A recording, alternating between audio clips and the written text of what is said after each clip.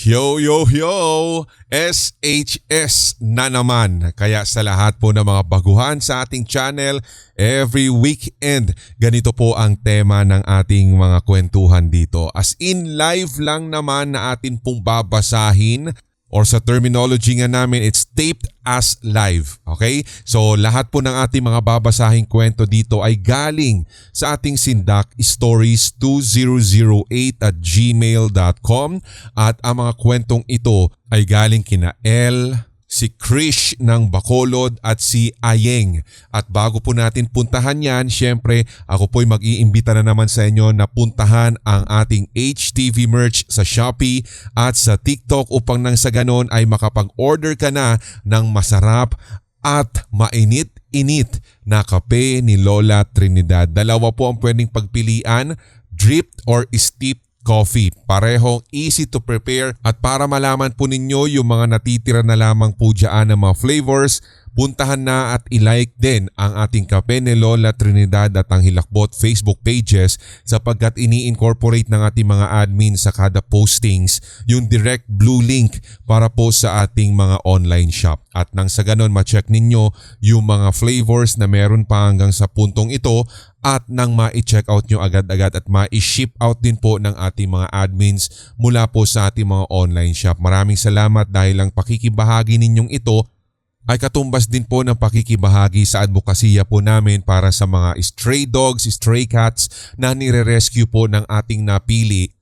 na Animal Rescue Team, which is yung Philippine Animal Rescue Team o PART. Ayan, maraming salamat po sa mga nakapag-purchase na at nag-repeat order at eto na, umpisahan na natin ang ating kwentuhan. Ito palang unang kwento natin ay galing sa ating Facebook page na Hilakbot TV Pinoy Horror Stories at siya daw po si L at nangyari po itong kanyang karanasang ito sa Cabanatuan sa hindi na po niya papangalanang subdivision. Ito na ang kanyang kwento. You are listening to Subscribers Hilakbot Stories, true horror stories submitted by HTV Positive listeners. Alauna po iyon ng hapon at nung panahong nangyari ito ay sobrang init kaya nagdesisyon po ako na maligo sa taas ng bahay. So two-story po kasi yung bahay na pinagagawa ng ate ko at yung ate kong iyon ay nasa Australia. So nung natapos na po akong maligo, tumambay muna ako sa veranda doon sa second floor dahil ang lakas din po ng hangin at para sa akin kahit maalinsangan ay napaka-presko. Ilang minuto makaraan ang pagtambay ko doon ay pumasok na ako. Para ma-visualize lamang po ng inyong tigapakinig ang aming bahay na tinitirhan, pag-akyat nyo po sa taas ay bubungad yung sala set at TV at katabi naman po nung sala ay yung pinto ng veranda sa tapat ng tapat po nung sala ay yung pinto ng veranda at sa tapat ng pinto ng veranda ay may dining table at katabi ng dining table na iyon ay mismong kitchen at CR. So may narinig po akong nagsalita. Nagtaupo pa nga ito, susumilip ako sa bintana malapit sa kitchen at may nakita ako na delivery rider sa kapitbahay ng ate ko. And then ilang segundo lamang po ay nakarinig ako ng malakas na sitsit. Lumingon ako sa alam kong lugar na pinanggagalingan ng sitsit pero wala po akong nakita. Susumilip ulit ako sa bintana at yung rider pa rin yung nakikita ko. Akala ko nga ay siya yung sumisitsit pero namataan ko na papaalis na siya. So after that po'y bumaba na ako para umuwi doon sa isa pa naming bahay. And then nung pauwi na ako, habang naglalakad, narealize ko at iniisip ko kung sino yung sumitsit kung hindi yung rider. Kung hindi yung rider, sino? Kinilabutan po ako sa nangyaring iyon at hindi na talaga ako umaakyat ng mag-isa sa bahay ng ate ko matapos ang nangyari. I hope you understand my story, Kuya Ren. keep producing stories po dahil pampatulog ko po ito sa gabi. Sige na nga. You are listening to Subscribers Hilakbot Stories, true horror stories submitted by HTV Positive listeners. So anong misteryo ang naganap dito? Sabi niya dito yung sit-sit daw kasi yung rider daw ba o kung hindi yung rider sino? Di ba yan siguro sa level of thinking niya somewhat parang misteryo na o kababalaghan na yung nangyari. So iba-iba kasi tayo ng paano ko ba? Ang hirap mong ipagtanggol, El. Di ba iba-iba kasi tayo ng level ng kumbaga criteria ba para masabi natin na itong nangyari sa akin ay masyadong misteryoso, masyadong kababalaghan. Alam niyo naman kasi kapag tayo mga tao, karamihan po sa atin, basta hindi natin hindi maipaliwanag mahanapan ng kasagutan ng siyensya o ng science, agham, sabihin nyo na para mas malalim, sasabihin na nating misteryo ito, kababalaghan ang naganap, di ba? Yung mga bagay na hindi arok ng ating mga isipan, hindi masagot yung mga katanungan, di ba? Kung ano ang nangyari, sinong nangyari, paano, di ba? Parang ganon. Sabi ay misteryo na yan, parang ganon. Unsolved mystery na siya, parang ganon na kasi. Ganyan talaga tayo mga tao, di ba? Ganon yung notion kumbaga. But anyway, maraming salamat pa rin. However, dito po sa pag-send ng kwentong ito mula po sa ating first sender. Kaya kung ikaw man ay may ganito rin pong mga karanasan sa mga sit-sit o kung ano pa man na mga misteryoso, ipagbigay alam na sa amin at nang ma-compile natin, mailagay natin sa isang regular episode lahat ng mga kwentong kilabot ninyong ito at isend lamang sa sindakstories2008@gmail.com. So ito namang si Krish ng Bacolod ang ating second sender at ibabahagi lamang daw po niya ang karanasan niya sa sabi niya kababalaghan at ako po'y tiga DSB. Sabi niya DSB po ako yung sa probinsya. Wait lang, okay, so lugar sa Bacolod, DSB. Wait lang. Don Salvador Benedicto. Tama ba? But anyway, ito yung sinabi niyang yan. Okay, punta na po natin ang kanyang kwento. Ito ang Subscribers Hilakbot Stories. Nangyari po ito ilang taon na ang nakararaan. Mag-aalas 2 na po iyon ng madaling araw nang bigla po akong ginising ni Lola sapagkat magkatabi po kami sa higaan noon. Ang sabi po niya sa akin, napanaginipan niya si tito ko at humihingi ito ng tulong. So dali-dali po akong bumangon at ang sabi ko pa nga kay Lola ay agad namin siyang puntahan. Bali yung bahay ng lola ko kasi ay nasa baba ng bukid. Malapit iyon sa isang ilog tapos yung bahay naman po ng tito ko ay nasa itaas po ng ilog na iyon at mga 20 minutes pa yung lalakarin bago ka makarating sa bahay. So bago po kami umalis, nagpabaga po si nanay ng uling tsaka nilagay sa malaking lata na may butas-butas tapos may hawakan. And then nagsindi na po kami ng mitya. Kasama po namin yung isa kong kapatid na lalaki at tsaka yung pinsan ko. Nagsimula po kaming maglakad noon at medyo malakas nga din po yung hangin. Grabe po yung pagpipigil namin. Grabe po yung pigil namin para wag lang daw mamatay yung kanilang ilawan. Hanggang sa may narinig po kaming yabag at kasabay nun ay huni ng malaking ibon na parang sumusunod sa amin. Habang naglalakad kami, wala po akong ibang ginawa kundi magdasal dahil natatakot na ako. Hanggang sa nakarating na kami sa bahay ng tito ko at nadatnan namin siyang natutulog.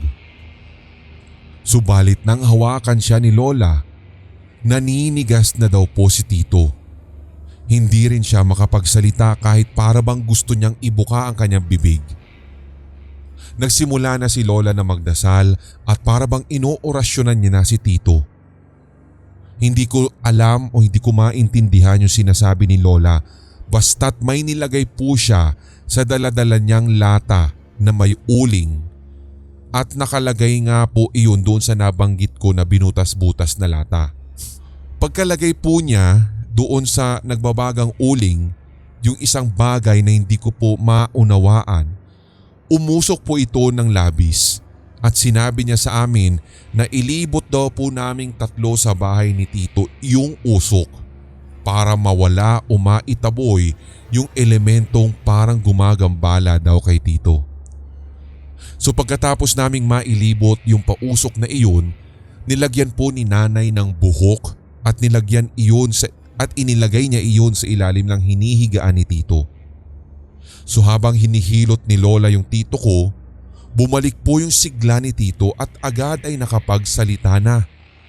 Dire-diretsyong naikwento sa amin ni Tito ang aktwal na nangyari sa kanya at sabi niya sa kanyang panaginip.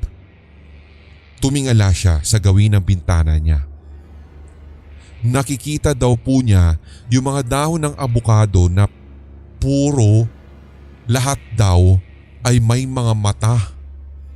Nakatingin daw direkta sa kanya at habang tinitingnan daw po siya nung mga mata na naroroon sa mga dahon daw ng puno ng abukado, ay meron din daw sabay na dumungaw na malaking ibon. Isa yung ibon sa mga nabanggit niyang napakalaki at hindi ordinaryo ang size. Kulay itim daw ito. At doon na nagsimula na manigas ang kanyang katawan matapos nga daw pong magpakita sa kanya yung napakalaking ibon. Unti-unti ay parang nalulunok na daw po niya ang kanyang dila at nawawala na siya ng boses hanggang sa hindi na siya makagalaw. Tumulo na lamang daw yung luha niya. Ipinikit pa nga niya yung kanyang mga mata at maging siya ay nagdasal at humingi ng saklolo sa lola ko na aktong napanaginipan ni Lola. Kaya mula noon, nagpalagay na po siya ng pinto at bintana at meron na din po siyang aso na nagbabantay tuwing gabi. Yun lamang po and thank you in advance. So i-describe ko lamang din kasi itong bahay ni Tito para mas maunawaan po ng inyong mga tigapakinig. Yung bahay ni Tito ay may katabi na malaking puno ng abukado at mga tanim na gulay sa paligid. Tapos wala po siyang pintuan at bintana kaya talagang bukas na bukas ang bahay niya. Yung mga alaga nga din po niyang manok ay minsan doon nga din po sa ilalim ng kanyang kubo. Doon daw sa ilalim ng kanyang kubo humahapon. Wala po siyang kuryente, gawa na nga din po na malayo kami sa town proper. At ang tanging maririnig mo lamang sa katahimikan ay ang huni ng ibon at ang agos ng ilog na nasa ibaba ng bukid. You are listening to Subscribers Hilakbot Stories, true horror stories submitted by HTV Positive listeners. Maraming salamat sa kwentong ibinahagi po ng ating second sender mula po sa ating hindi sa Facebook, sa ating email po ito. Siya po si Krish ng Bacolod. Meron din po kaya kayong ganito? Ano ba ang take ninyo dito? Pwede pala yung ganon, yung parang mental telepathy, ganon ba yun? Diba? Yung para bang hindi ko rin malaman kung ano ito. Diba? Kung ano yung eksaktong nangyari sa kanila na parang humingi ng tulong si Tito niya na kahit ganon kalayo yung bahay, eksaktong napanaginipan mo yung nangyayari na panaginipan ni Lola niya na humihingi ng tulong tapos pinuntahan sila doon. Diba? Ano yung take ninyo?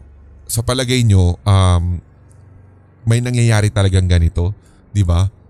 Unless yung lahi ni Krish ng Bacolod may something or somewhat inclination sa mga parang kapangyarihang albularyo, mga ganun, or di ba kung ano pang mahika, mga ganyan, di ba? Hindi ko lang magets.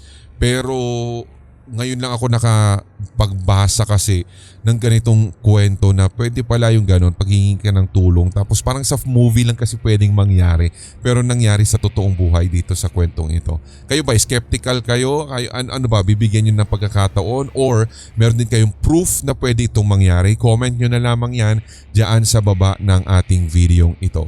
Last but not the least ay mula po kay Ayeng. At ang hikikwento po niya ay nangyari daw mismo sa kanya at sa kanyang kapatid way back 2019 at ito ay patungkol sa isang lalaking itim.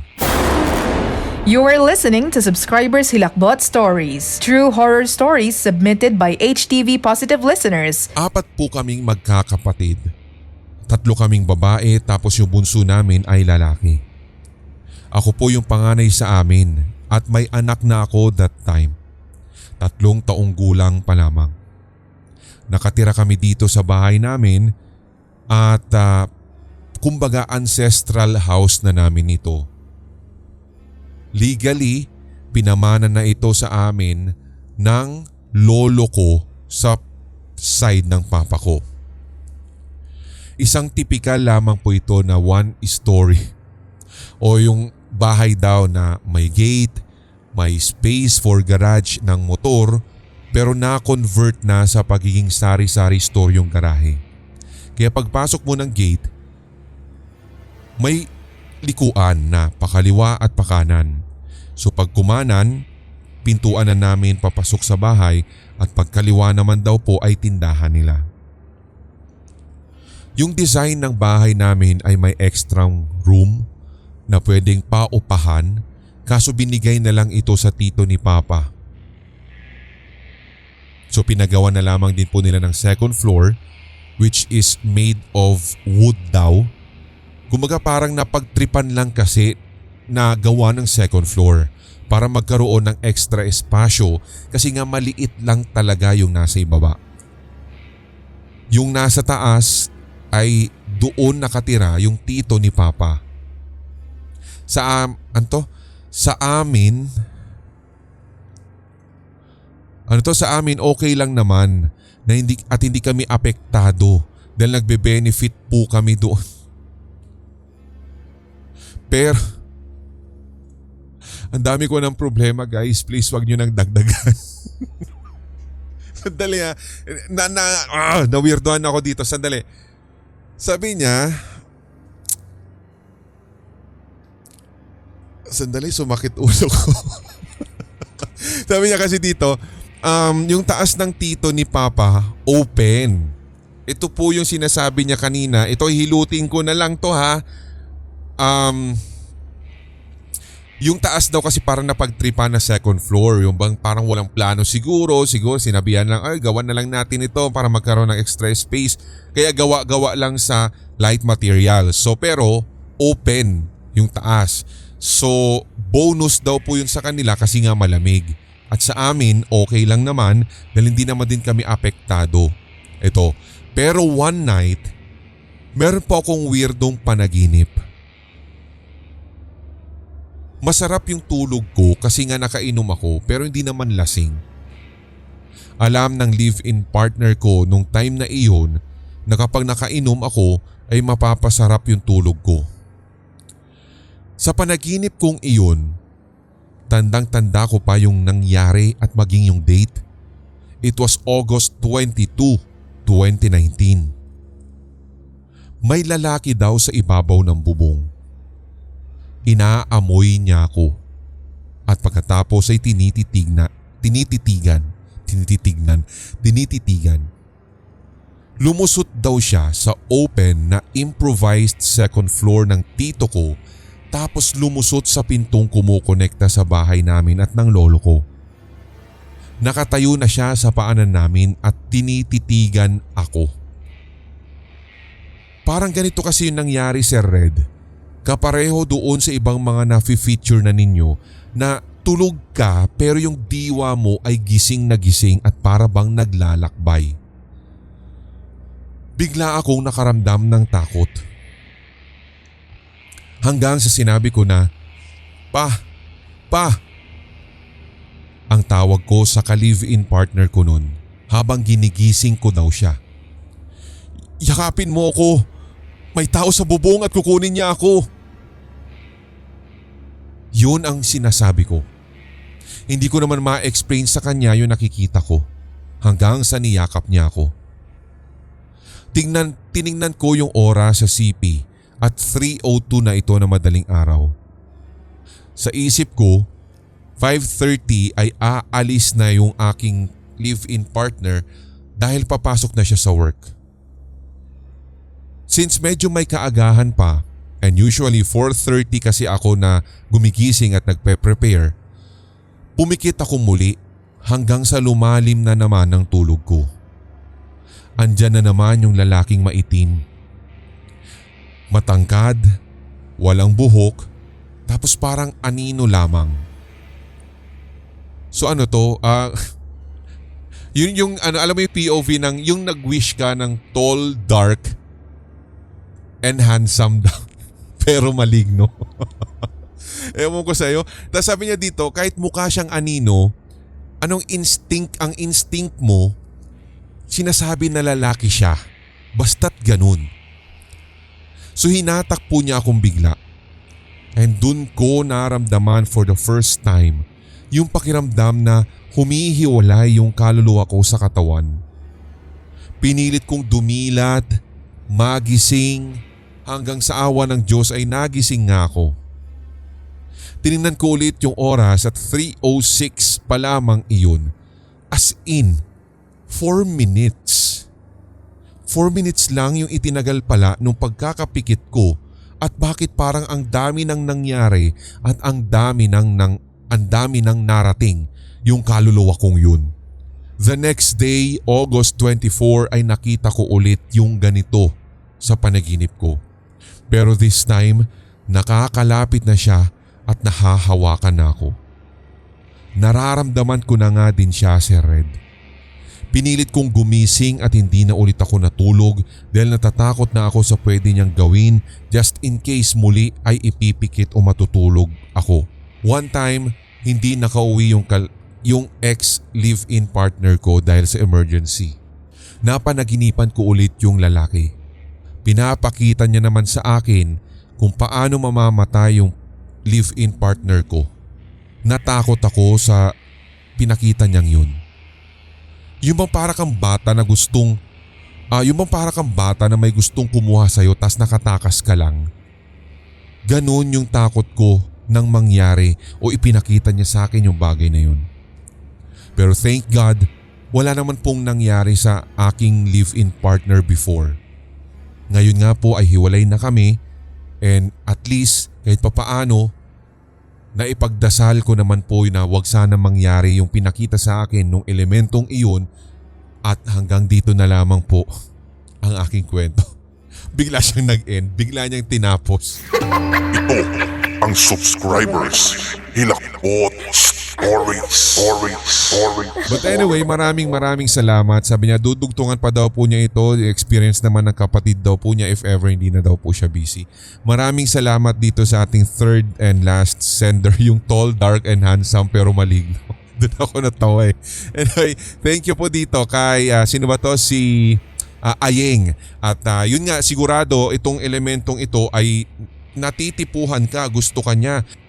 Diba? Kaya ganun na lang yung parang sa selo. Sabi natin ganun na may mga entity na ganun kapag natitipuhan daw nila gustong magkaroon ng koneksyon dun sa isang tao. Yung gusto niyang maangkin ka, diba? Ayan na yung mga pagpaparamdam na ganyan. Naniniwala ako sa kwento niyang yan. At yung ano ba yun? Nagsiselos dahil may ka-live-in partner ka eh. Tapos gusto niyang parang mawala sa landas yung live-in partner mo before. That's why pinapakitaan ka niya ng mga ganun. Diba? So pati pala yun selos, nagsiselos din pala yung mga maligno kung ano man yung mga shadow person na yan, di ba? Anyway, kung meron ka rin karanasan na ganito or mga kakaiba pang mga nangyari sa buhay mo na hindi mo malimutan at salig sa kababalaghan o mga katatakutan, send na po yan sa pamamagitan ng write-up katulad nito mga sinend ng ating mga featured subscribers ngayon na stories or mag-voice message ka sa amin. I-record mo na ang boses mo habang kinikwento sa amin yung mga nangyari sa'yo and bukod pa po dyan ay dapat ha, bidang-bida ang boses mo, walang background noises para na sa ganun ay marinig po namin ng buo yung inyong kwento. At parehong email lamang po ang pagsesendan ha, sindakstories2008@gmail.com. Sakaling naririnig po ninyo ito sa Hilakbot 24/7, maraming salamat sa inyong pakikinig, or kaya doon naman sa ating radio.org.ph, type nyo lamang Pinoy Horror Radio, may 24/7 po tayo doon na live streaming, at ang ating online music station ng Red FM Philippines. So sana po yung napapakinggan at nasusundan nyo rin kami dyan, at like and follow once again Kape ni Lola Trinidad at ang Hilakbot Facebook page. Maraming salamat sa ating mga channel members, sa mga exclusive members natin na mga stories coming up. Magre-record pa po kami, at ganoon na rin po syempre sa ating mga regular at mga silent listeners, mga newbie. Welcome din po kayo dito. Ako po muli si Red, hanggang sa susunod nating kwentuhan. Tuloy-tuloy lamang ang hawaan para wala ng galingan, at lahat tayo ay solid HTV. Positive. Love you guys. May mga kwentong kababalaghan o mga karanasan kang kahilahilakbot na nagmumulto sa iyong memorya? Ibahagi na yan sa pamamagitan ng voice message o kaya i-type at i-send sa sindakstories2008@gmail.com. Maaari ring i-private message sa Hilakbot TV Facebook page. Ating pagkwentuhan ang inyong real paranormal experiences kasama si Red. Lunes at Biyernes, 9:00 ng gabi. Ito ang Subscribers Hilakbot Stories.